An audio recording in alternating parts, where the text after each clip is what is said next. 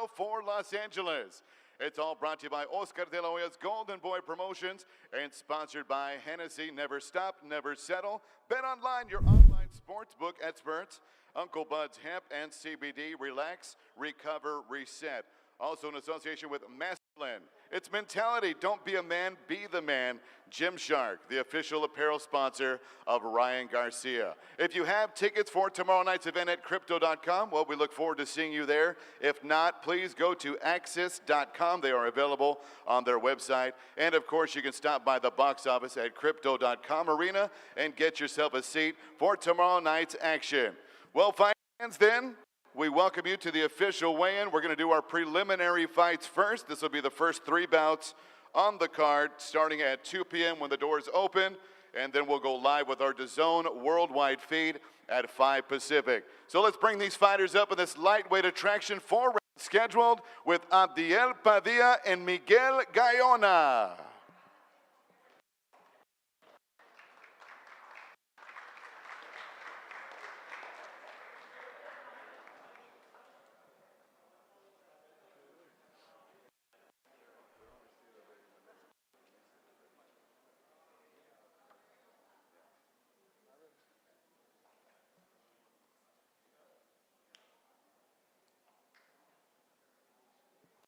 Once again, the doors will open at 2 o'clock tomorrow at Crypto.com Arena. And for fight fans watching at home online, you can tune in to DAZN. Get the app, $99 gets you a full year subscription to the premier boxing network in the world, DAZN.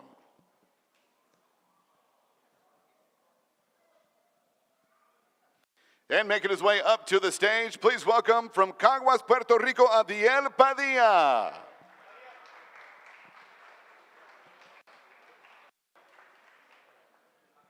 And, of course, his opponent, he fights out of the red corner tomorrow night from Los Angeles, undefeated Miguel Gayona.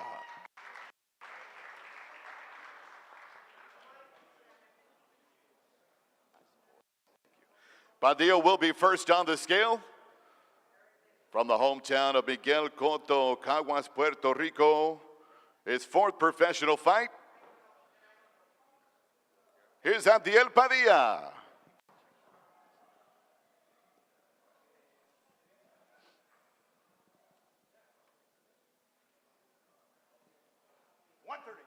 .136 for Padilla. 136 is good in this lightweight bout. And now here is Miguel Gayona, 2-0 with a knockout from Los Angeles. 138.6 for Gayona.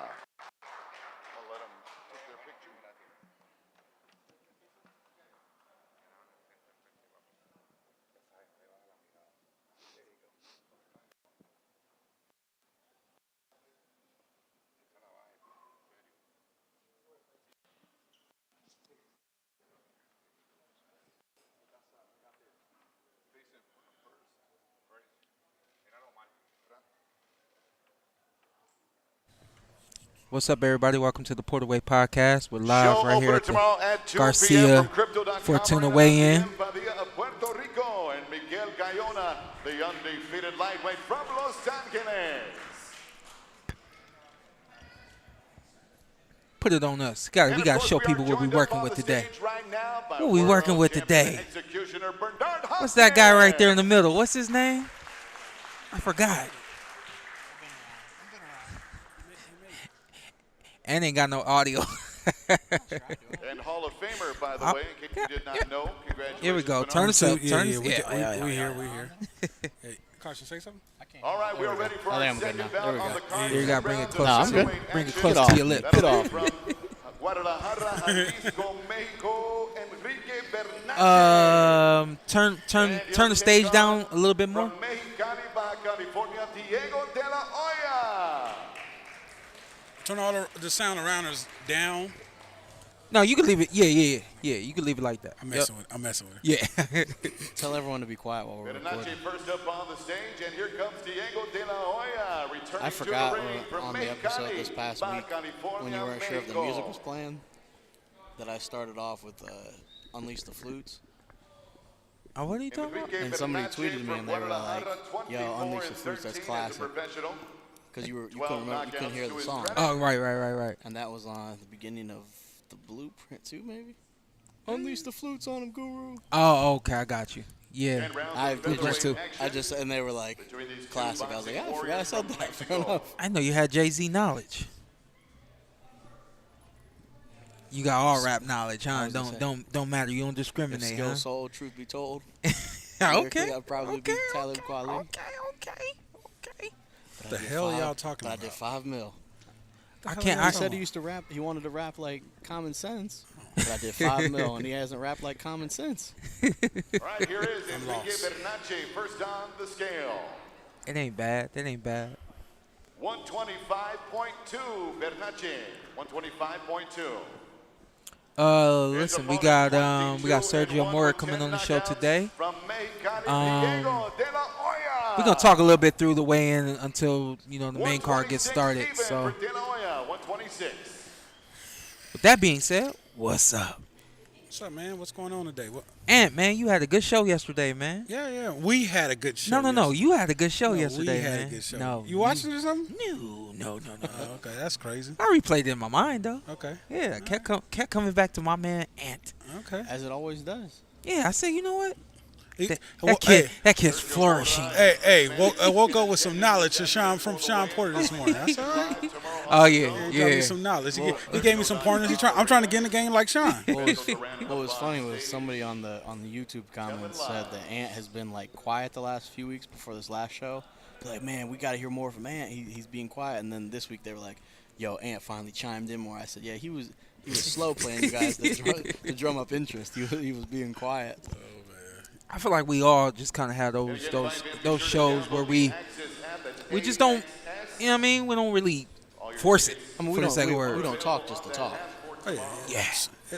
It shows they tell us, hey, y'all shut up. This is Porterweight podcast, not Carson, Ant, and Shawn Zittel. I'm like, damn. Well, and that's why I laugh sometimes when they're like, man, Carson hogs the mic. I'm like, yeah, I'm literally just trying to pivot to where we need to go. So if you hear me talking a lot, it's because I'm getting us to where we need to go in a somewhat timely manner. Shout out to Shawn Zittel. Yeah, shout out Shawn Zittel for sure. The last member of the crew. And we put you in the wrong spot. How you going to go get people today? We got Dane. Dane's gonna handle it, huh? Dane built me into the person I am. Okay, Dane built this. Dane taught you how to go get them, huh? Yeah, Dane be like, hey, you gotta do your thing, man. So I have a random weigh-in question for you, SP. Do you ever? I guess it might depend on a specific fighter, but do you ever look into it at all if somebody comes in underweight? Like if the weigh-in, if their contracted weight's 147 and somebody comes in like 144 or 145. 144, 145 is definitely low. And what would that indicate? What would the problem be?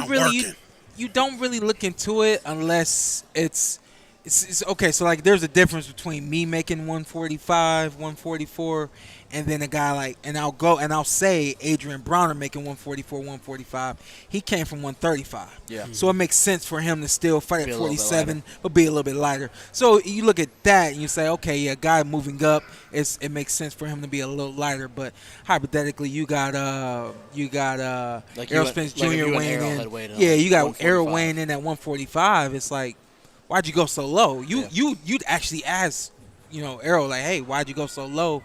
And sometimes it's a situation where you get that engine going so well that it starts to fall off even when you don't want it to. So I've been to some weigh-ins is there any harm in that? No, there's really no harm in that.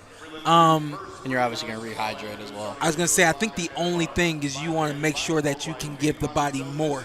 If you know your body's moving like that, you want to give it more because it'll burn what you've given it.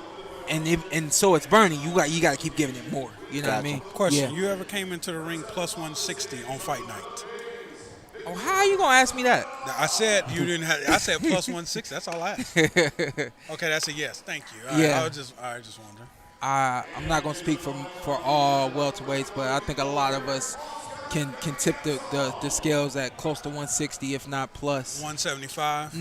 That's gosh. pushing I it. got Earl probably coming in 175. No chance. 30 pounds in a day? No. 30 pounds? No chance. Oh, at least 165. Jesus, 30 Earl pounds. Spencer's big. Well, no, because he has to. A lot of times he's at the IBF for so long, and they have the weigh-in. The He's 10-day. big. He's a naturally strong guy. He doesn't have to put on weight to try to enforce his strength and his size on Because that somebody. water weight, once you put that water back in your body, your body shoots. The water weight shoots up, but when you talk about the rehydration clause, you can't weigh more than 10 pounds the next day. And you look at somebody like Earl, and you're like, yo, how's he do that? The engine's going. So even though he's rehydrated and he's eating, the engine's going so much that he's still burning. You know what I mean? So it's definitely some tricks to the trade.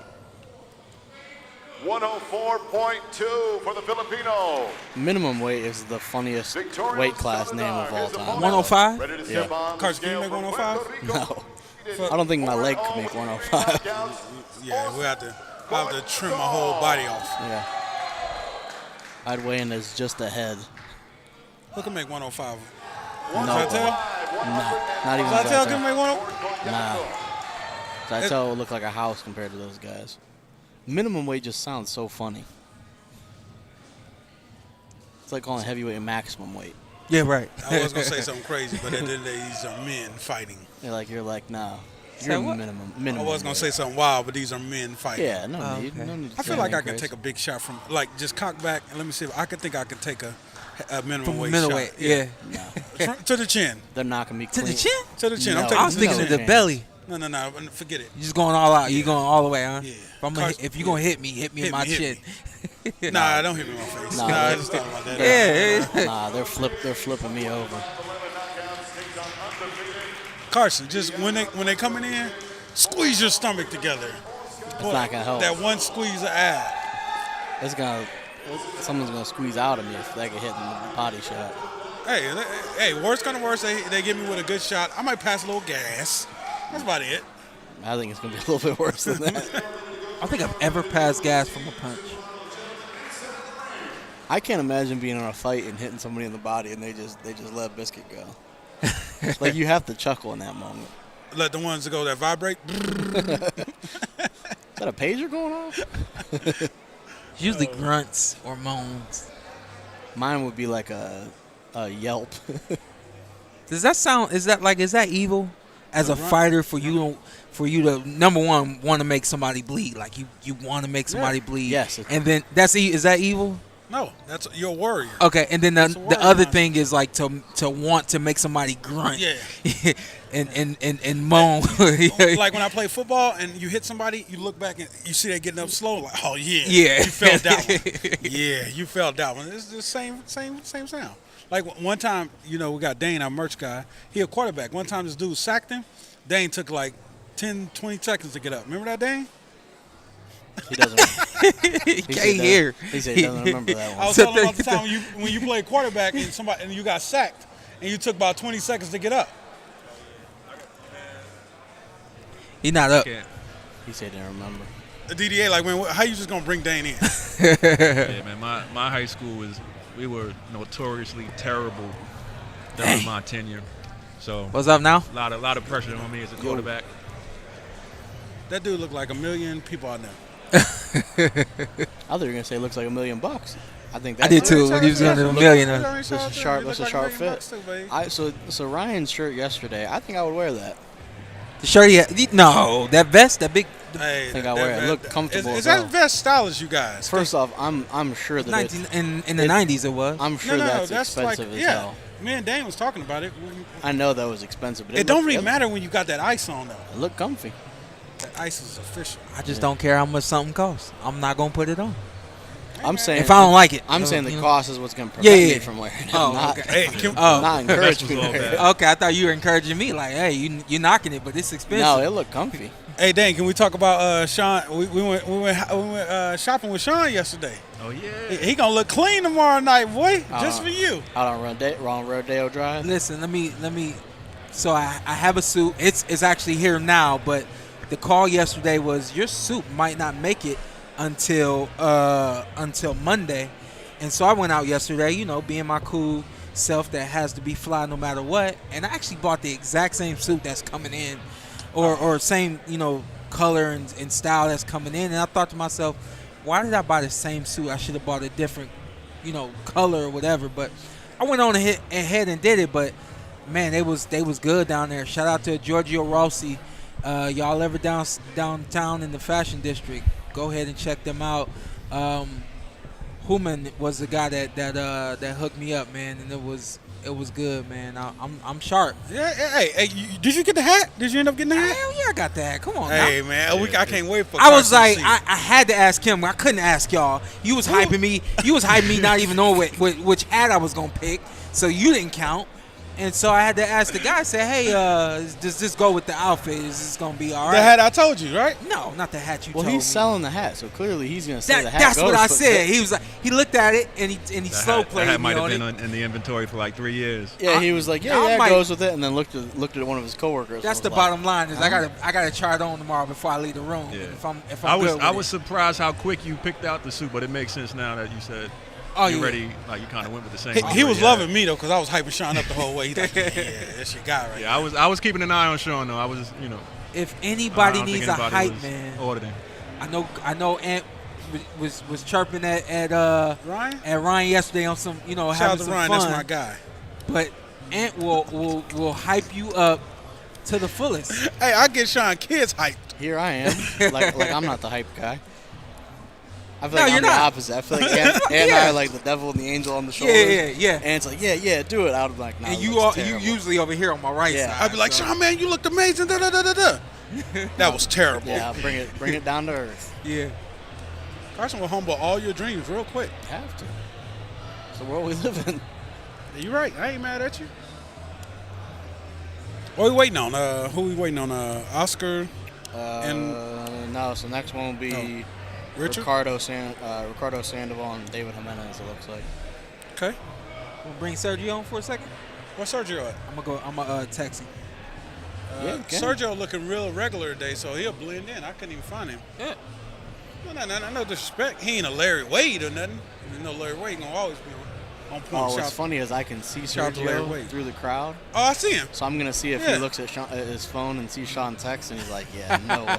He's probably going to show his phone to Mannix and be like, nah. Hey, Sergio's standing on the low right now. Hey, tell him to look up. We're looking right at him. I'll flip him the bird. No. We don't need that. If he looks, I'll flip him the bird. No, we don't need that. Why you need the bird? To drum up interest. Radio got Rahim the- in the building. Got the Mr. Doughboy Rahim. shirt.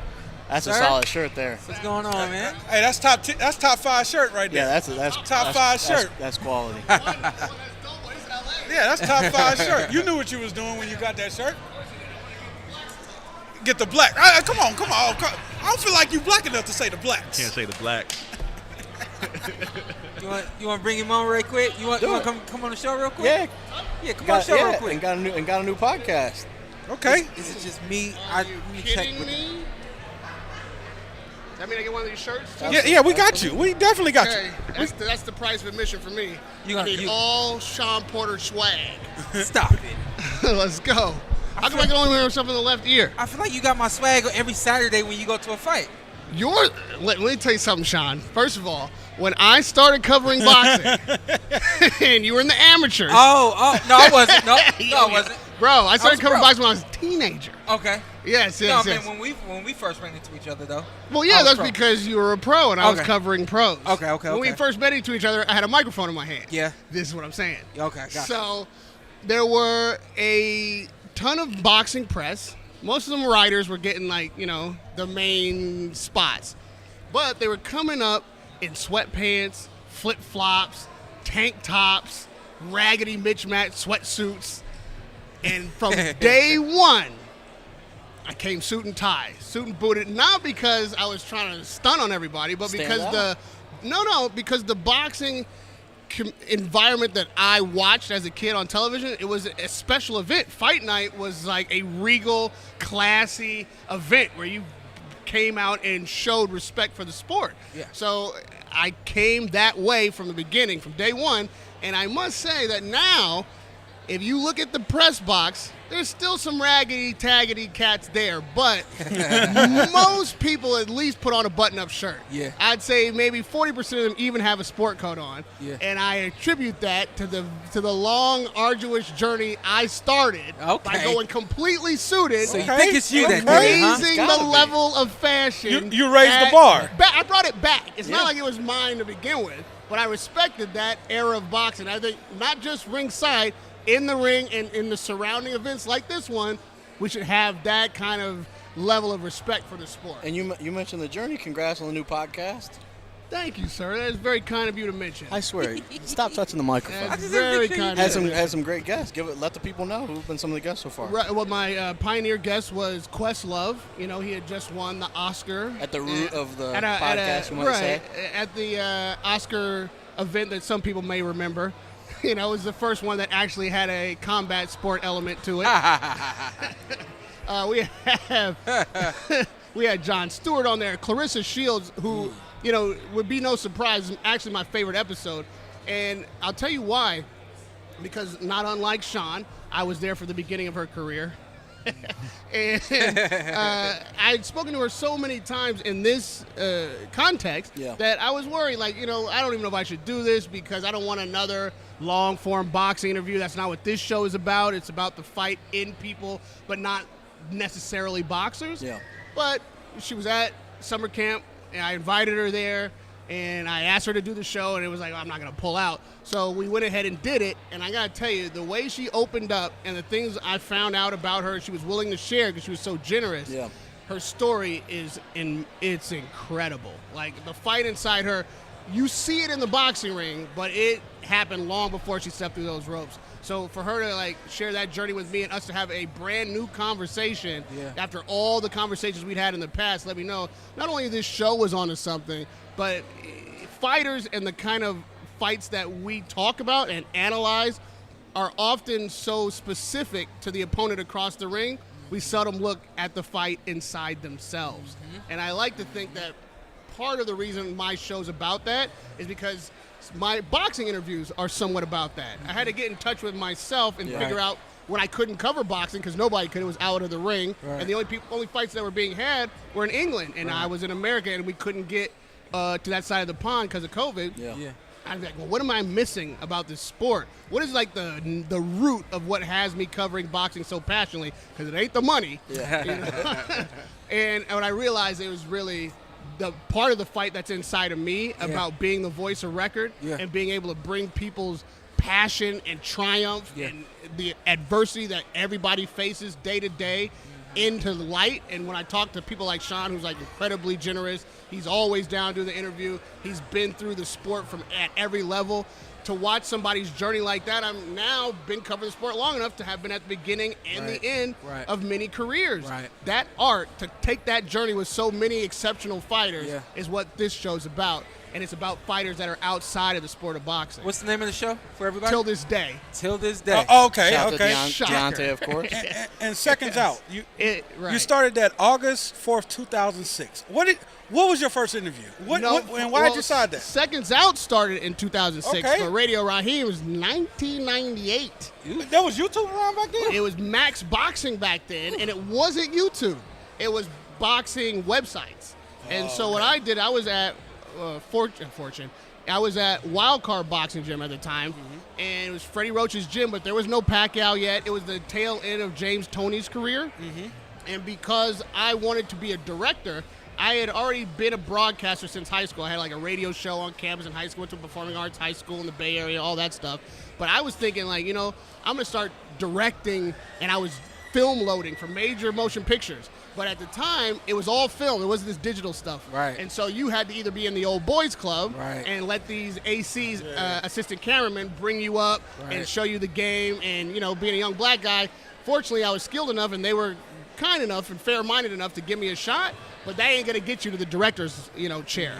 So I was like, if I learn to operate, if I can run this camera, I can fast-track my way to the director's chair. So I would bring my camera rig to the boxing gym where I spent at least 2-3 hours a day just training myself out of passion. I never did compete in the sport of boxing, but I always trained for the sport. I loved it.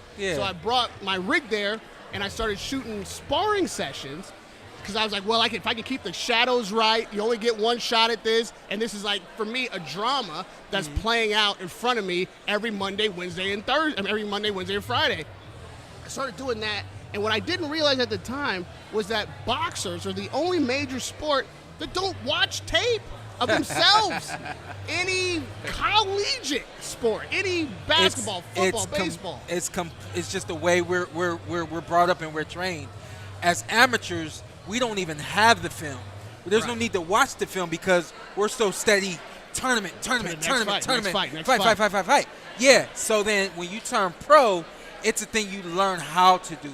You learn how to go back and watch yourself and improve. You've got more time to improve. That's the difference. But football and basketball, they come up doing that. Okay, but now when you turn pro, you're thinking about cameras because you have a camera in your pocket. Everybody's online all the time. This is something that you don't even think about. Yeah. But again, I know how young I look. It's not inaccurate. I am a very young man. But at the time, you gave yourself a compliment. That wasn't it. It was like, I'm talking James Toney. I'm talking professional fighters that are fighting at the championship level. Aren't even thinking about looking at their sparring sessions. Nobody's shooting that. And because the internet wasn't what it is now, then it was really just websites and news and chats and games that nobody was really Most of us paranoid. didn't really have a way to see it either. Cameras weren't that prevalent. So what I did was there was a fight between James Toney and Danny Green from Australia.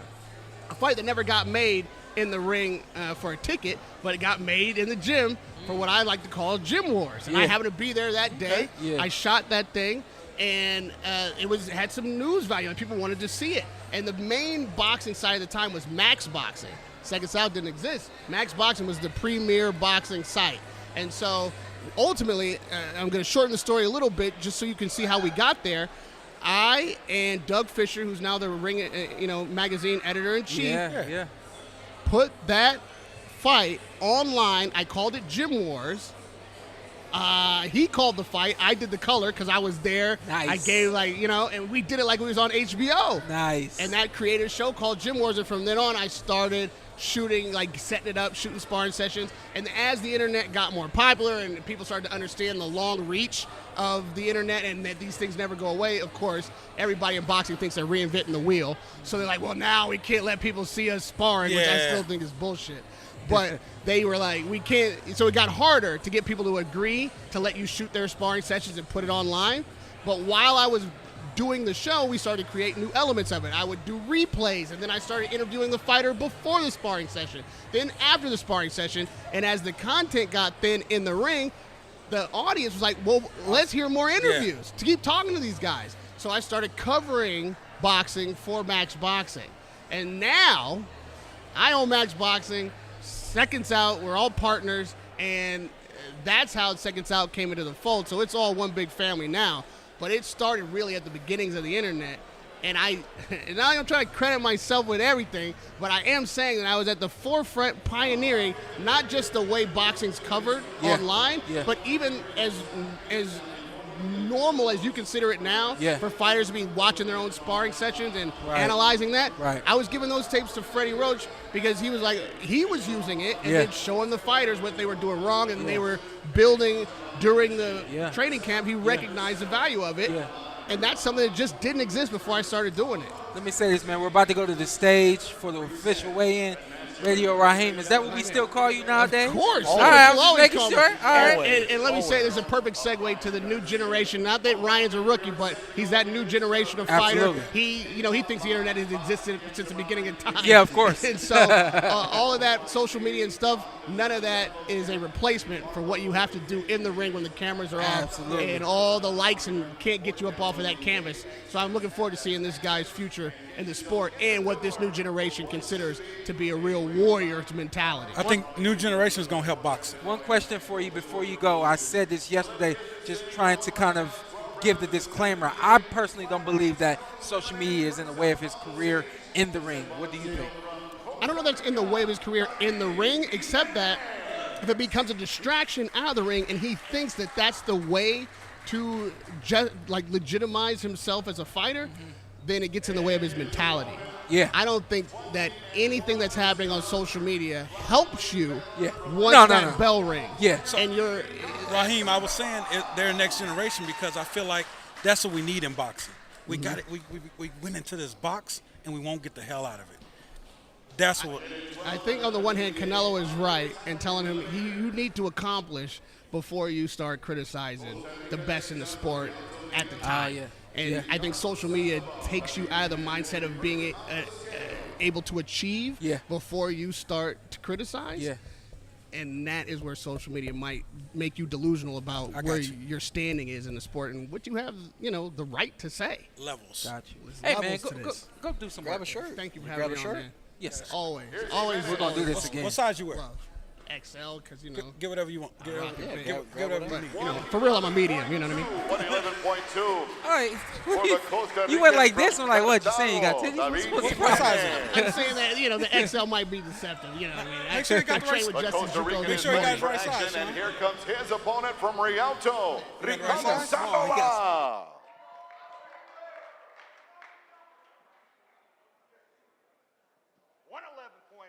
111.8 for Sandoval, 111.8.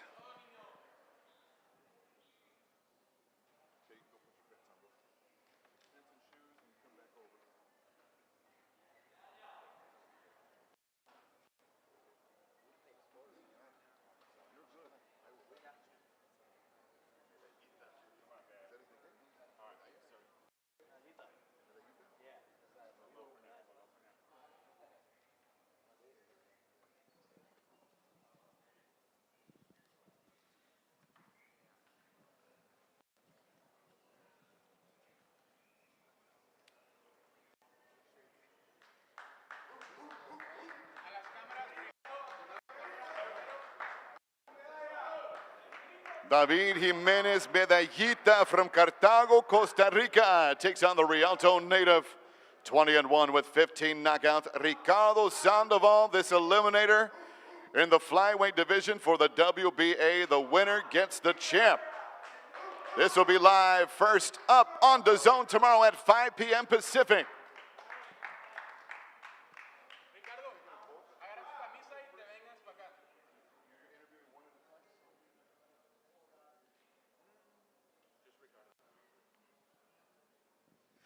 Thank you, gentlemen. We will see you in the ring tomorrow night.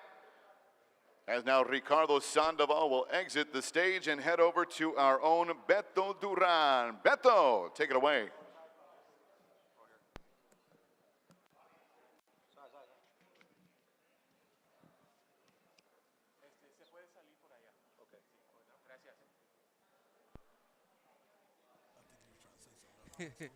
Yeah, no, when they do this, it's kind of interesting. There's not a lot of people that do, so they do they weigh in, they kick it to Beto, does like a 10-second interview, kicks it back, weighs in, kicks it to the other guy, to interview the other guy. It's a high wire act they're running over there, or here I should say, or you, because you'll be on the broadcast tomorrow. I'm on the broadcast tomorrow at the desk. You'll comfortably be the second best boxer on the commentary. No, Sinisa Estrada stop is a monster on it. there. Stop it. I haven't seen She's Sinisa great. yet. She been out here yet? I haven't seen her. She's great. She's great. But let's be honest. I think she's good. No, she's And she filled in admirably for you when you Listen, were. I when was you in were Puerto down, Rico. You were down for the count. kicked up, and I was so salty I couldn't work, and then I was so happy that they found her because I thought she was doing fantastic. Yeah, she killed and it. then near the end, I was a little worried that my job was in jeopardy. I mean, she is great. I can't wait to see And her. she said, "Nah, you can let Shawn hold on to this job." I thought he was giving us one of the titles for a second there. I thought he was gonna offer up like the WBO. I was like, I'm gonna take it. Don't let the WBA might pull up on Carson. Well, yeah, if the WBA came over here, would you take one? I think I'll Heyman immediately. Wow. What is wrong with this dude? You have to. man? Radio Rahim's show to this day Yeah. is on what? All streaming platforms It's all that I the know streaming of. platforms. Yeah. Make sure y'all check that out. Radio Yeah. Rahim is a great guy, and he's been in, as y'all can see, he's been in this thing for a very long time. He's doing a great job. All right, ladies and gentlemen, thank you for your patience. We will keep this weigh-in going as we are getting closer to our main event. Garcia Fortuna again tomorrow night. Where's he from? Live on the Zone from Crypto.com Arena here in California LA. He said Let's bring up now this 12-round He spent a lot of super time featherweight overseas, title though. eliminator. He did? He oversees a lot of fights. Okay. Gets around the country, man. Swing to the stage. He is Around from the world. Brenagh, Colombia, Angel Rodriguez. Fun fact, Rayo Rahim's best friend is Dave Chappelle. I'm not their best friends. Best friends. They are actually best friends. Come on, Carson, you gotta get your stuff No, together. I always see him, and that's Best friends. But I'm looking at, so if you look at all of the episodes so far, which is on all streaming platforms, you have Clarissa Shields, Questlove, which also my Roots joke was unappreciated. I heard it. Michael Che, He always gets mad when nobody appreciates him. R.I.P. Bob Saget. He had Bob Saget on there. Oh, wow. And he had Common, so it goes back to my common sense earlier too. But Does he do that out here? I don't know where he does that. I don't think none of our guests died yet, right? Oh my gosh, no! But I hope never. I hope everyone lives Hey, listen, lives long. anytime- I hope I die long before the Anytime, guests we have. anytime like death comes up, it becomes All right, ladies and gentlemen, a subject all of a sudden by Ant. He just goes all the way in. I lost a lot of people. Parents, I was like, hey, man, gotta keep pushing. 29.2 official weight for the Colombian. Angel Rodriguez from Barranquilla. So do you see Yeah, Lamont Roach. No. What are you pointing at? The Ryan Garcias on each side. Why couldn't one be Javier Fortuna? Yeah. I also don't. Oh, it's Battle in Los Angeles because they said Battle for Los Angeles once, and I was like, No, I said yeah, it I don't right think- yesterday. Yeah, no, I'm saying the thing. I think one of them said Battle for Los Angeles. I was like, yeah, Fortuna is certainly not an LA guy, but Yeah. Team Lex. I like that. Lamont Roach Jr. is a good fighter. Yes, he is. He getting another shot. He went up against our boy Jamal Harrington. Yeah, I think Jamal turned him back. I think that's his only loss, Jamal Herring. Yeah. Which no shame in that loss. Jamal. I'm tripping. Yeah, you said Jamal Harrington. Yeah. I was calling him. You created a whole new person. Yep. Hey, my man, I seen Roach sparring the other day. My man hit hard. Yeah. And I told you, he's just a classic DC fighter, man. Slick, skillful, accurate. You know what I mean? That's what they do down there in DC. Most of these fighters coming in with one loss. Yeah. Yeah, so. What's Lamont up to these I think I was undefeated. Nah, he got one Right? loss. Oh, he's got one loss? 21. Okay. Not a ton of KOs between them in their wins. 9 KOs for Lamont, 10 KOs for Rodriguez. Have you heard from Lamont? What's Lamont been up to since retirement? Peterson Yeah, is training people now. I like that. Yeah. Working with his brother. His brother's still Anthony's still fighting. still fighting. Yeah, he's working with his brother. Lamont just seems like a wealth of boxing knowledge. He is. Like you watch Lamont fight and you're like, yeah, that dude knows. That dude knows how to boxing. And Yeah. anytime I've heard him speak, he definitely articulates as well. We sparred a couple of times, and again, he was one of those guys that could spar, but also could coach me while we were sparring. So, He was taxing you. yeah, Yeah, that's a good basically. sign. Oh, yeah, you didn't have to say it. I'm like, Imagine him hitting him with the right hand, then going, "Hey, make sure to lift up your hand." yeah, that's crazy. Yeah. That would have pissed me off. I ain't gonna lie, Sean. I don't care how I looked up. Oh, it to pissed you. me off. Oh, okay. It wasn't like that, but one time he did actually he did something and he moved me. I knew you was gonna do that. And I was like, and then like it was a good movement. So I'm trying to, kind of get back to being in control because he controlled me in that moment. Yeah. Don't explain to me how you controlled me.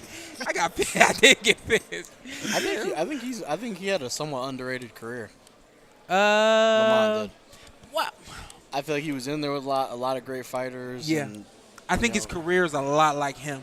His career, he's a great guy, great fighter, very quiet. Yeah. In his his career, a lot of great fights. He fought very great. wasn't a huge knockout artist. Yeah, so, but he was yeah. quiet, and I think his career was a little more Yeah. quiet than it should have been as God, well.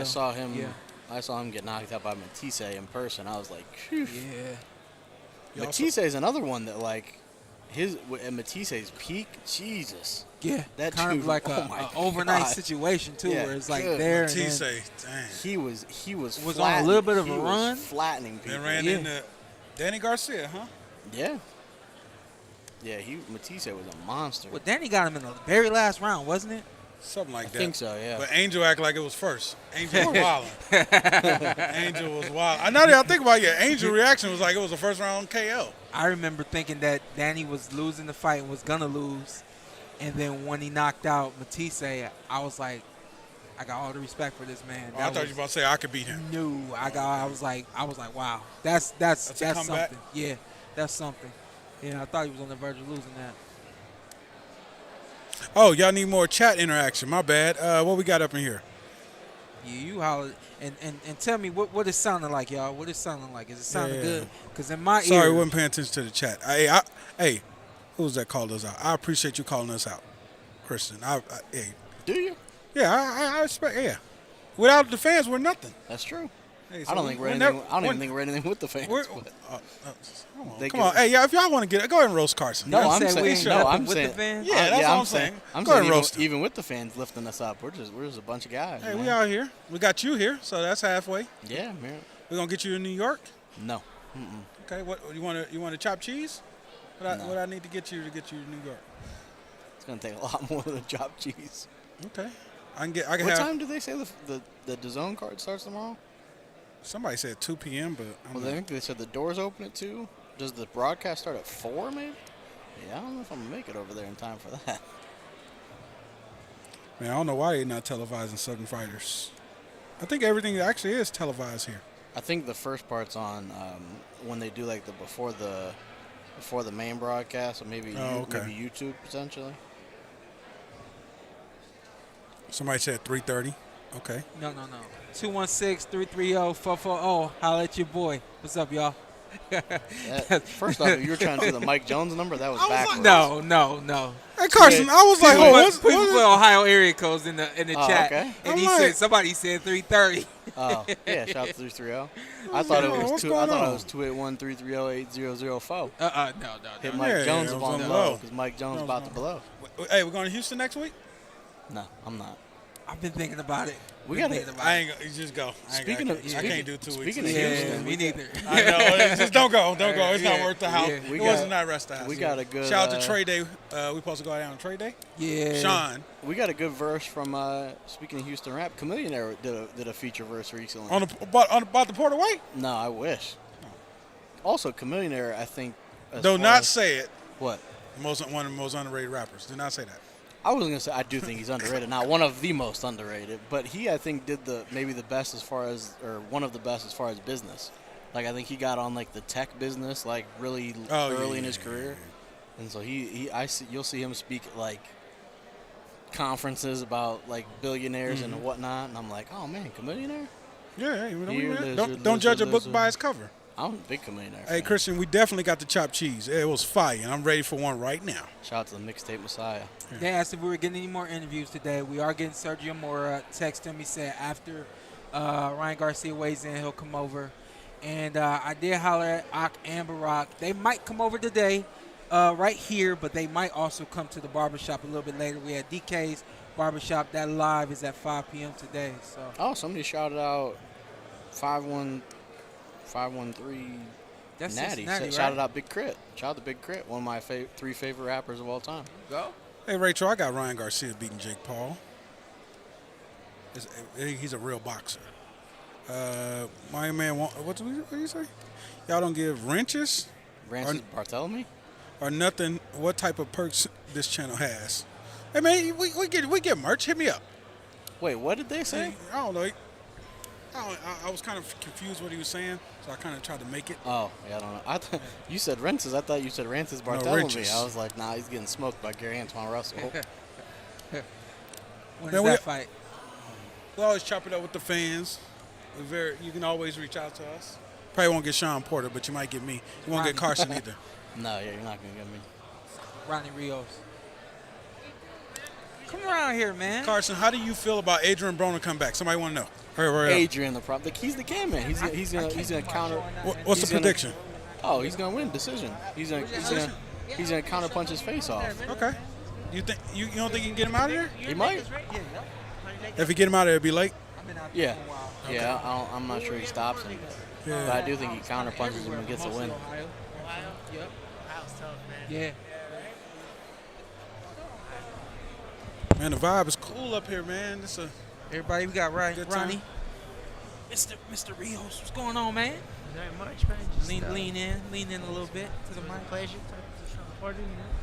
Stop it, man. How you doing, man? Good, man. How are you doing, man? I'm doing great. I saw you coach the other day, aka your dad. I told my guy, I said, man, as long as I've known Ronnie, I thought that was his dad. I didn't know everybody that your did. coach wasn't your dad until just the other day when we were talking. He said, I've been with him. And I said, that's not your son? He said, well, we've been together long enough. But I was expressing to him, I said, I don't want to talk about the fight, but I want you to know that I was rooting for you guys all the way until the end, man. And one of the few guys out there that just somehow, some way, always manages to get up and show how tough you really are and how much heart you got, man. Congratulations. I appreciate it, man. I appreciate Even in the loss, man, you still capture hearts. You know what I mean? Man, I hope, man. You know, I always go out there and I try to give it my best. You know, win or lose, man, no matter what. I always try to give it my best. And unfortunately, I didn't get the decision or I didn't get the win. But you know, life goes on, man. And you know. Yeah, go ahead. Oh yeah, life goes on. So you know, you gotta pick yourself up and move on. Whether it's in boxing, whether it's in anything else, you just gotta go. And it's funny because I was just talking to my coach about you before.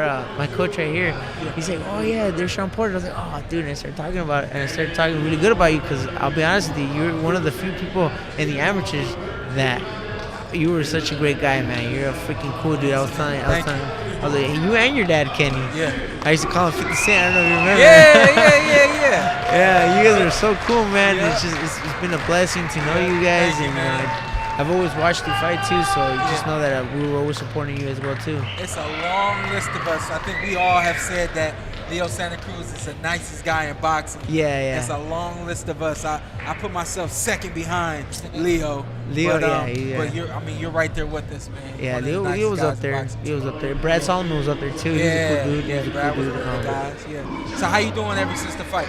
You know what, man? You just gotta live and learn that you can't win them all. You know, it's not like I was fighting a journeyman. I was fighting one of the best fighters in the world. Yes, I didn't get that W, but life goes on. So, you know, I got up and ran on from focusing on the real estate market, you know. Yeah. I was told by your coach that you were focusing on that a little bit more. Yeah, I'm focusing on it more now. I was doing it before, you know, buying property, but now since the loss, it's just, you just got to find something else because, you know, if I'm in this sport to be the best. I'm not here to make a paycheck. I'm here to be the best. And unfortunately, I didn't win, so I gotta do something else in the meantime. Yes, sir. Yeah, here's my brother. You who do you spar with? That's gonna be fighting. I don't spar with anybody. That's my brother, Alexis Rocha. Excuse me, that's your brother. That's my little brother. I don't know why I said who you spar with, but well, you spar with him, right? I spar with him several. Una foto. Sorry about that. Yeah, no, you're good. Trying to post it, trying to the Alexis trying to. He had a great fight against Blair Cobb. Great fight. The build-up was good. The fight lived up to the build-up, which is very hard nowadays, and he's capitalizing, man. He's moving forward, which is very impressive. It's very good. He has to stay active. He's only 24 years old, and he has to stay active. He has to get those W's, and he wants to get those belts. So, are you close in his camp? Like, do you come in? Do you try to lend a hand, train, and things like that? No. When we were both training, we would train together. Okay. Yeah, we would run together. We did everything. So. Right now, obviously, I haven't been to the gym because it's just taking a. You don't want to be, you don't want to be get some space. You gotta get some space for the boxing world. So. Yeah, sometimes you gotta tell boxing, give me some space. Hey, Ronnie, and nothing wrong for preparing for life outside of boxing. Invest in real estate, that's stuff you're supposed to do. Yeah. That I wish they would tell you guys when you during boxing. turn pro. During boxing. Yeah. So one of the things that I really want to do that I'm focusing in is you guys know what a fixer-upper is, right? Yeah. So right now I'm in the process of me and my partner trying to get a fixer-upper and hopefully it goes through. They're really hard to get nowadays, especially because it's such a saturated market too. So that's one of the things I'm trying to focus on right now too. Once you get one, you own. One at a time, man. It's like boxing. You don't want to overextend yourself and focus on 2-3 houses because you got to focus on that one house, sell it, take your profit, and obviously you got to diversify it because most people just go crazy with that. and then sometimes you keep one, take the principal out of that, and then boom, get another one. Yeah. So right now, I bought myself a condo. Okay. So we live there now because of the area. It's our 5-year-old. He's gonna start going to school already. So we wanted to put him into a better school system. So we got him into a good school. He's gonna start August 17th. Very good. Hey, Ronnie, I'm gonna ask you. I ask every father this. What's my kid's 5 months old, first child. What advice can you give me? First one, patient. man. Be patient, man. Okay, I'm telling you, when he gets older, he's gonna test you. My 5-year-old, he's just like me, man. He's loud. He gets in your business. He's very active. Yeah. So it was funny because after I came back from San Antonio after that fight, I was like, okay, one of my buddies like, hey, let's start racing, like running, competitive, you know. I was like, all right. So I took my son with me. And ever since we started running, he's been shedding 1 minute off his mile consistently. What? Yeah. Then you got a kid running a mile? Yeah. So he's he's 5. I know. 5 years I old. told you I started late. 5 years. He's 5 years old, and yesterday he did a crazy. mile in 14:42. Wow. Yeah. Tell you, after this trip, I'm going home. That's My son crazy. Diggy gonna be like, what got into my dad? Yeah. I mean, because nowadays kids nowadays, all they want to do is just be on the phone, technology, and I'll let him be on his phone once in a while. But you got to get him active. He asked me the other day, Dad, what did you used to do when you were little? Oh wow. I was like, oh man, I used to play with the brothers like, outside. I used to play make believe and stuff like that. He's like, oh really? So now he's he's trying to get more active and stuff because I always just steal little things from dads, man. Just little things from every dad. Just got one? Good or bad? got one? Yeah, we just got one right now. Well, good or bad, because he told me something this morning. He's like, I'm sorry, Dad. And I was like, no. I was like, you shouldn't be sorry. I was like, we're all going to make mistakes. Yes. So you learn from it. He's like, okay, Dad. Because he always says, okay, Dad, okay. How old is your little one? Man, my boy about 4.5. He's 4.5. Yeah. He's 4.5. No, but I text my wife just yesterday, and I text her a conversation that Diggy and I had. Call him Diggy. His name's Shaddai. And I text the conversation. I was just like, I love talking to him, Yeah. I talk to Shaddai, and I try to get him to understand that that's how you handle situations. It's not about crying. It's not about getting upset. It's not about quitting. It's about, like you just said, mistakes. Figure them out and change what needs to be changed so that you can improve what's going on. So I do not have my son running miles yet. I don't think my son's got all the energy in the world, but I don't know if I can get him to stay focused for a whole mile, man. So that's you gotta be careful because you live in Vegas. impressive. It gets freaking hot out. Oh, there. no doubt. But my son will go in the backyard all day if he had the chance. He'd be in the backyard all day, Oh, so that's good, man. we a lot like you, like we pace ourselves with the TV. He does not pick my phone up at all. Yeah. You know what I mean? Things like that. I want my kid to have the kind of childhood that I had. We were active as we were outside here, man. until the was street outside. lights came on, so on and so forth. I know life is much different now, but I definitely try to push those things on my son to be active, especially with as much energy as my boys got. So Exactly. Look, man, we're not all gonna be the best. We're all gonna make mistakes, whether in life, whether it's being a dad, whether it's boxing, whether it's your career. We're all gonna. It's how you learn from it. Yeah. You pick yourself up and you move forward. You know. Yeah. So I always tell people are like, oh, it sucks that you lost. I was like, you know what, man? I was like, I take full responsibility for that loss. Mm-hmm. I'm not pointing fingers. Nah, he was a better fighter than me. That's it. I'm not making excuses, and I still will not make excuses. He was a better fighter. Yeah. It's time to move forward. Yeah. You live and you learn. Yeah. Like I said. Yeah. When do you think you'll be back in the ring? I don't know if I'll be back, to be honest with you. Yeah. Right now, I'm just gonna take some time. Enjoy your kid, man. I enjoy my kid, man. Enjoy my kid. I don't know if I'll be back, to be honest with you. It's like we only get one life at this. How old are you, Ronnie? 32. You're right around.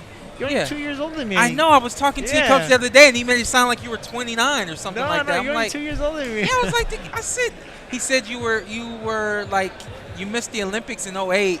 Yeah, we were in the Olympics together. I know, but he said you were 19. You were 17 at the time. No, I was like 18, 17, give or take. You were then, huh? Yeah, because I was 19 when the Yeah, trials were. I was like 17. I had just turned 17, actually. Yeah. Oh, wow. Yeah. The first the first I went into the Golden Gloves, the districts. I was 16 going on 17. Yeah. Yeah, and I made it all the way. So we had the districts. And then I was still 16, and after I won, I turned 17. So then when I went to the nationals, I had just turned 17. I got you. And give me a list, if you can think of, like, the guys that you fought in the amateurs. Win, lose, or draw. I know you fought Gary Russell. Yeah. Did you get in the ring with Leo Santa Cruz? I never did. No. Never got in the ring with Leo? No. We sparred several times in L.A. Okay. Yeah, we sparred a lot. Who else? In the amateurs? Yeah. You talking about, like, you ever fight Rashid Warren? I never did. I Never? sparred with him. He was fast. Yeah. Yeah, he was fast, man. He's a real cool dude, man. Real cool dude. Him and his coach. Yeah, his coach is really cool. Yeah. In the amateurs, I fought. I don't know if you remember Jorge Diaz. Yeah, of course. Yeah, I fought him in the amateurs. Okay.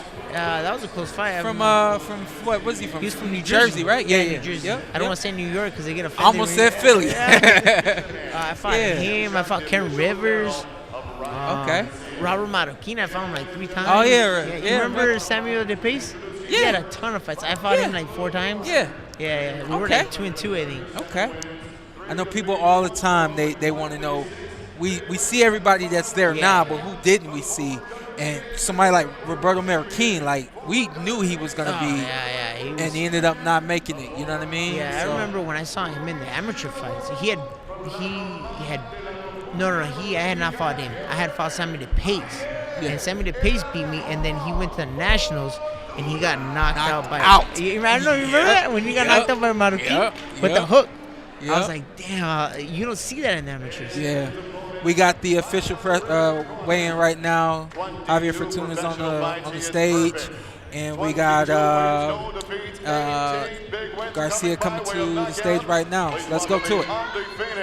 We want to thank Ronnie Rios for coming on the show. Love you, man. We'll talk soon, all right? Man, good luck, man. Everything, man. You guys and your kids, man. California. Here is King Ryan Garcia.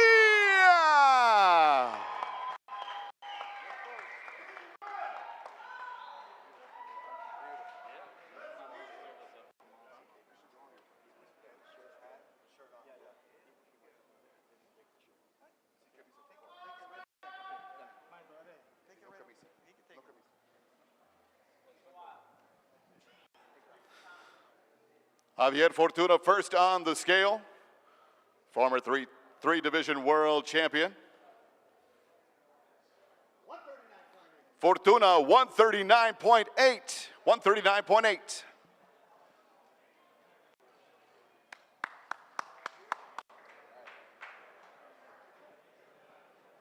Again, tickets are available, access.com. You can stop by the crypto.com arena here in LA. Get yourself in the door for the Battle of Los Angeles. It's going down tomorrow night at crypto.com arena. Of course, live worldwide on DAZN.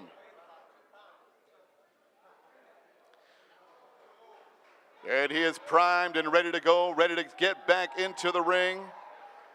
The rising superstar, the super lightweight division, undefeated, high desert native. Here he is, Ryan Garcia. 140 even, 140 even.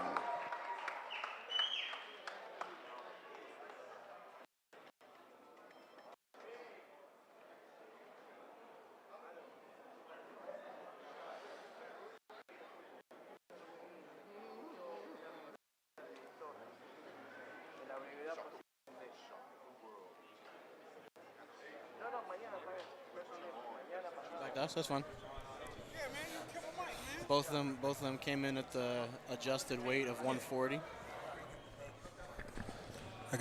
Here we go. Hey, thank you, Main event Robin action tomorrow Soto. night brought to you by Oscar De La Hoya's Golden Boy Promotions in association with Samson You do Boxing. great work. There you go. Oh, appreciate Bringing you the battle in Los Angeles. Joe Goosa not wearing a denim jacket Words have been just exchanged. seems These two wrong, do not man. like each other, and tomorrow night Hey, remember one time we asked Joe Goosen about who we asked if Joe Goosen know Crips? will be the man in the You guys super asked lightweight that. I division. tried to stay as quiet as possible during that conversation. Well, it's perfect time to bring it back. So we talked to him about it, and he said he may know one or two, a few, or a lot. I don't quite understand Ryan and Fortuna. So they were obviously very joking yesterday. They trade the hats, and then all of a sudden at the face-off they get spicy or whatever. And then now they shake hands, and Fortuna I think just gave him something. They're a little up and down. Hey, good talking to you, Ronnie. All right, thanks, man. I appreciate it.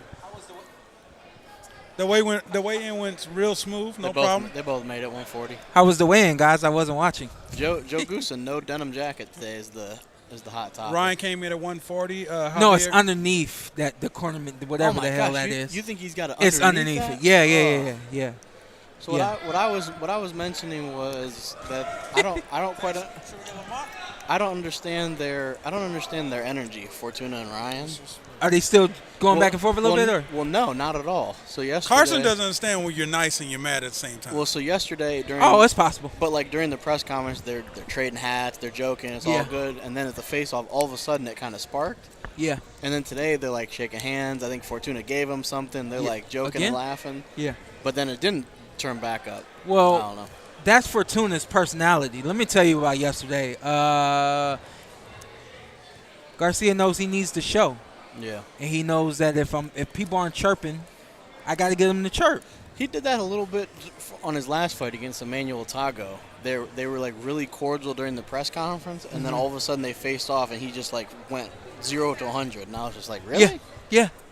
Because he knows this is what people want to see. I'm not mad at him. I am. And I'm not saying like it's 100% fake. I think that some of that energy could be real, but for the most part, I do think that he knows that I got to get these people talking. Yeah, I'm not mad you putting a little spice on the fight. I got to get them to move. Yeah, I guess I don't mind if it's just like if it's either constant, like if they're always a little bit chippy, or if you're just like kind of jokingly talking trash, but to go from like ha ha ha, here's my hat, and then all of a sudden like chest to chest and bumping, that just doesn't. Yeah, it seems fake to me. But you see guys like go to war, slap each other before fights and after the fight. Thank you, man. Have a good day. Bless your family. Yeah, but that's after the fight. And I think that's what it was for yesterday for Ryan. Fortuna, I think Ryan got his hat, and then Ryan gave him his hat, and then he was like, wait a minute, this ain't how it's supposed to go. He said, matter of fact, I don't even like this hat. Yeah, this ain't the script. Yeah. I don't even like the Bulls after all.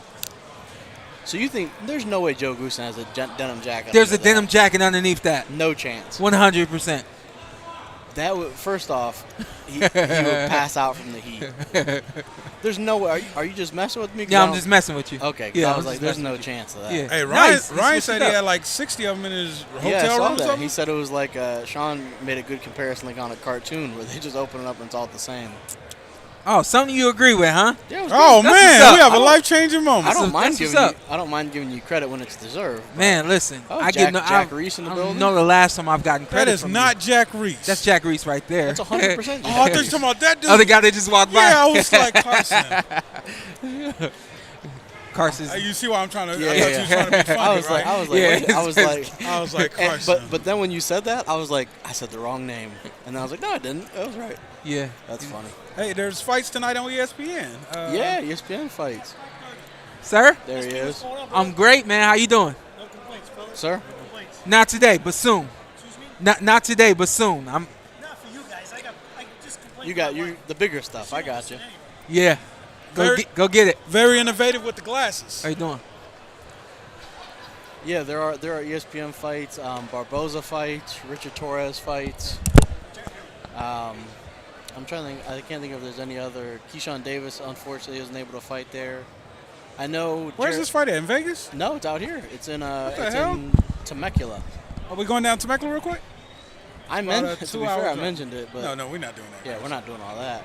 But it was. I think I want to say it's either next month. Yeah, it has to be next month. I'm gonna get Sergio over here real quick, and then we're gonna get out of here. So on next month in Tulsa, Jared Anderson's gonna be back. I saw that. Jared Anderson, Kelvin Davis, I saw confirmed. So another one of those. I actually don't mind when Top Rank does those cards with just all the young guys. I love it. Yeah, I love it. Somebody like me. I mean, I watched all the young guys, and so I love to be able to see them without having to go to an arena at 3 o'clock or 4 o'clock in the afternoon. Yeah. Mm-hmm. And they're good fighters, so the fights are going to be good. Yeah. Turn on ESPN if you get a chance tonight. Is that ESPN or the Plus? Either way. Yeah, I was gonna say. You'll find it on the plus, but I know yeah. Richard Torres will be in the building fighting. Yeah. I'm still curious to see if he somehow ends up at a different. First off, that might be the most serious beard that I've ever seen in my lifetime. That on the stage? is official. Is it That real? fake. It's not real. No, is no, it? it's real. It's real. It's 100% real. That It looks fake. so, guys. It looks like a Santa Claus beard, but black. That's unbelievable. Is that a perfect way to explain it? Yeah, it doesn't. Even, it looks like if there's from the hip hop fans, he looks like Stolly, the rapper that was on Maybach Music from Ohio, but like times 50. Yeah, we'll go 5 more inches. Yeah, that's a serious beard there. Yeah, I saw Joe Goosen was trying to get on the podcast. Yeah, but Shawn Porter hated on him. And looked at me and said, "When you gonna get Joe on?" I said, "Yeah, one day." You know, a lot of people hit me up. A lot of you guys hit me up about getting on the podcast. It's not that easy. Shawn Porter turns down superstars, so I'm just gonna be real. What superstar turned down, Joe?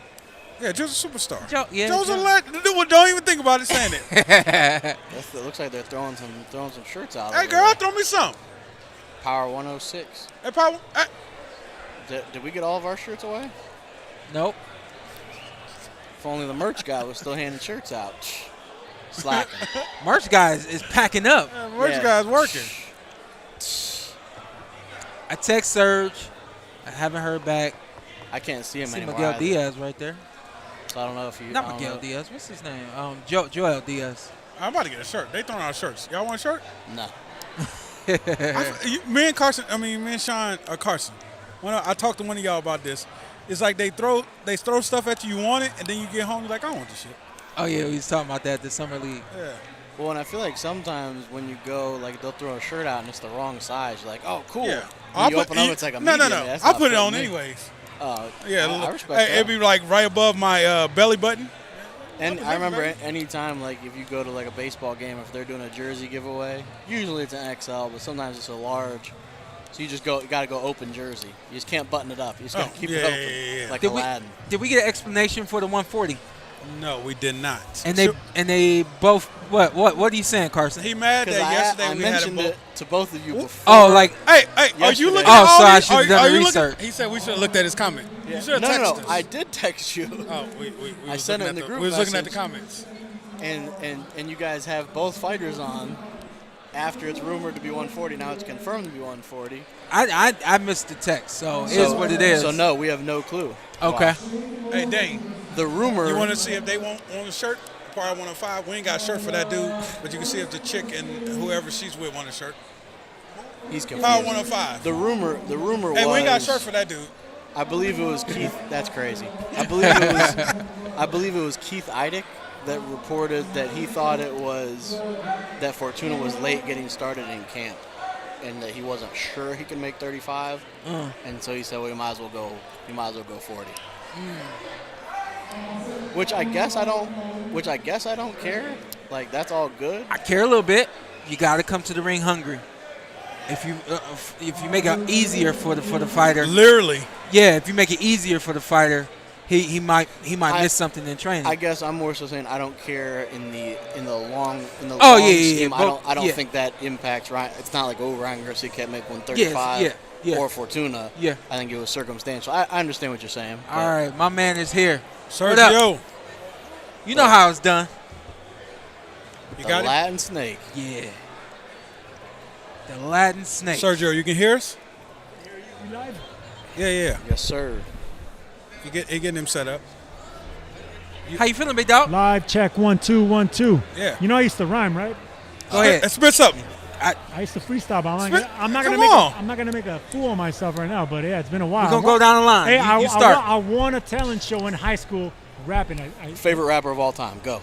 Tupac. Okay. I'm from LA. Oh, that was a cop out. Tupac. That's easy. Second. Jay-Z. Keep third. All right, I'll give you. I'm West Coast. DJ Quick. Oh, and he's more of a rhythm guy. He's more of a beats guy. Yeah. I gotta shake your hand though, cause you gotta be old. But you gotta have like some balls to really go out there and be like, DJ Quick is my number 3. That's a good call on my list. I love DJ I'm Quick. Back not mad to at '89, man. Tonight, '88, I think it was 88, '89. My brother got me all into hip hop. I love hip hop, man. Okay.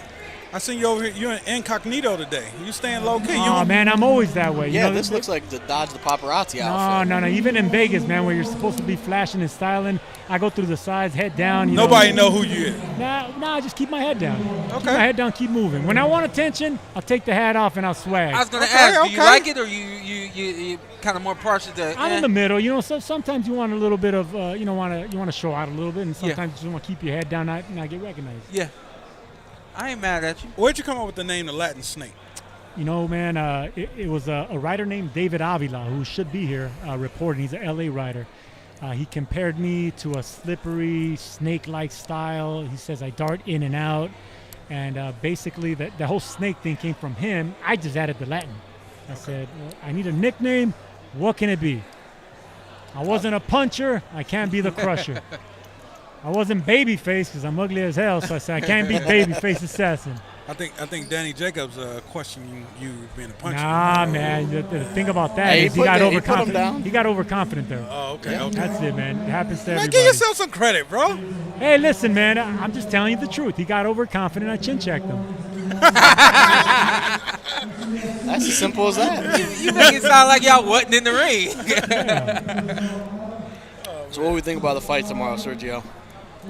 Well, look, man, I think the Ryan train is going to continue. I'm curious to see how his second fight with Goosen is going to pan out because, Shawn will tell you, I've been with my trainer from day one to the very end. You with your pops from day one to the day end. Yeah. So if you're going to change all of a sudden when you're having success, why? You better have more success afterwards. Well, no. First, I ask why. Yeah. Especially when you have 5 wins, 5 knockouts, then all of a sudden you go the distance with to go. This is going to tell a big story of where they at. I think two things. Number one, I asked him yesterday about working with Joe. Says he's the best trainer that he's worked with. And then the other side of that is I believe he's got a lot of potential that's been untapped. And I think that Joe is going to really get into that toolbox and help him open up some of those things that we haven't seen. Now let me ask you, Shawn. I'm gonna push back on that. Potential like what? Like you think physical, like attributes, things that he could learn, or is it mental? Hopefully I'm not like playing a mind game on myself, but I expect Ryan Garcia to be a little bit more offensive yesterday and punch first. Okay. And I think that that's something that Joe brings to the table for him. Being able to set up punches, stay off the line, things like that. I think that while Reynoso is an offensive-minded trainer, at least that's what we see from him. I don't think that Ryan he's necessarily shown Ryan how to use both hands and also how to be defensive and stay safe in the ring. Yeah, the both hands, I agree with you there. There was a video going around with Ryan Garcia hitting the heavy bag, and the right hand didn't look good. It looked weird. I mean, any guy that knows how to throw a right hand, his elbow was up in the air. I don't know how to throw a right hand. But here's the thing, man. There's a lot of comparisons about Ryan Garcia and Oscar De La Hoya, not only because they're pretty boys with hooks and looks, but De La Hoya didn't have much of a right hand. He kind of threw away the right hand just to land that big left hook or that 45-degree punch or that wicked jab. Yeah. He was a left-handed fighter. Yeah. Ryan Garcia is the same thing. You're not going to see him knock people out with the right hand. Right. He just throws that punch away to check you with the left hand. It's a throwaway to check. Yep. So that's what I'm expecting to see. I am expecting to see a better Ryan Garcia. I'm hoping he's more offensive. The other side of that, and so I was speaking to somebody earlier, I think that this fight is only exciting if Fortuna challenges Ryan, forces Ryan to fight. If Fortuna tries to sit on the outside and not engage, this is going to be a boring fight. I think we're going to see Fortuna engage because he does that. He starts off real fast. He has a lot of first-round knockdowns, and then he ends up stopping guys. But he starts fast because he times and pounces on opponents the right way, especially tall opponents. Yeah. There's a fighter, like yourself, Shawn. I heard you say that all your life you fought tall fighters. Yeah. So it's nothing new to you. You know how to break that distance, and Fortuna's done the same thing. Yeah. And I think Ryan Garcia will get a surprise early. Either we're going to see a flash knockdowns or we're going to see a quick knockout. I don't know who, but I favor Garcia, of course. Do you put much weight, pun intended, into being 140? Or just it is what it is? I think I'm going to give more weight, if that's the word, to Ryan Garcia because he could distribute that weight better because he's taller. See how big he looked? He's going to rehydrate to almost, high 150s. Yeah. You know, when it comes to Fortuna, he's what, 5'7", 5'8". He's not going to put on that much weight. Yeah. And that's going to benefit the taller, leaner, Garcia. Yeah. Sergio, how close are we? Are we a fight away from the Tank? We get this right. The business get right. Listen, man, I heard Showtime Porter here say, we keep it real. And whenever they asked me that question, I said, Ryan Garcia's not ready for Tank. I would love to see that fight. I respect the hell out of that. No, and anybody that tells it how it is, they're going to tell you the straight truth. Ryan Garcia, I would love to see that fight. It would do huge numbers. It would be pay-per-view. It would do mega numbers. Kill the game. It'll be great. But Garcia, I don't think would come out with a victory. There will be an explosive fight. I can see both getting hurt, but Tank's a monster, man, and he has that championship experience. So with that being said, is it better for Oscar to be real? I like when people just be real with me. Tell me you don't think that Ryan Garcia is ready for Tank yet. We're getting him ready. We need 2 to 3 more fights, and then we're ready for Tank. We're not going to hold you guys. We're not going to hold this fight back from you guys. We're not making other matches because we don't want to make that fight. What we're doing is getting Ryan ready so that he can fight Tank. I believe that that's what the message should be, opposed to, well, we know we want to make the fight, but we can't make it happen, so this is what we're doing. Yeah, but you know what? That goes both ways, because across the street with Mayweather and Leonard Ellerbe, they don't want to work with other promoters and matchmakers and fighters either, so they don't talk about Ryan either. Yeah. They don't mention his name, so it goes both ways. But I feel you on that, Shawn, is the fact that De La Hoya is a promoter, and he's going to put the best fights together, but not his golden goose. Yeah. Golden Boy ain't going to put the golden goose ready out there unless it's like the biggest possible fight for the biggest possible money. Yeah. That's pay-per-view type stuff. Now what do you do if Ryan does what I expect him to do, which is basically sit still, get me Tank or get me nothing? What do you do? Do you make that fight? Hey, listen, man, I talk about this with Chris Mannix often. Fighters, we can tell the promoters, I will take this fight if you give me this much money. I mean, we're prize fighters. We do it for money. Mm-hmm. Ryan Garcia could say, hey, look, give me $5 million. I'll fight Tank right now. He needs to put the pressure on the Golden Boy and his promotional company. Tell him, I want this fight next. Yeah. I don't want so-and-so. I don't want the Fortunas of the world. I don't want the Luke Campbells. I want to prove to everybody that I'm not all talk. Yeah. And with this social media following, you can bet Oscar De La Hoya and everyone's going to listen. Yeah. Okay. All right, well, I think we are about out. We're about ready to get up out of here. I'll catch you guys in about 3 hours. We'll be at DK's Barbershop doing a live pre-fight show at the barbershop. See you guys in a little bit. Thank you. 5 o'clock. Latin Snake for coming on. Yes, I'll see you a little bit later. You got it, Showtime. All right, big dog. Appreciate it. Thank you, man. You got it, man. Later.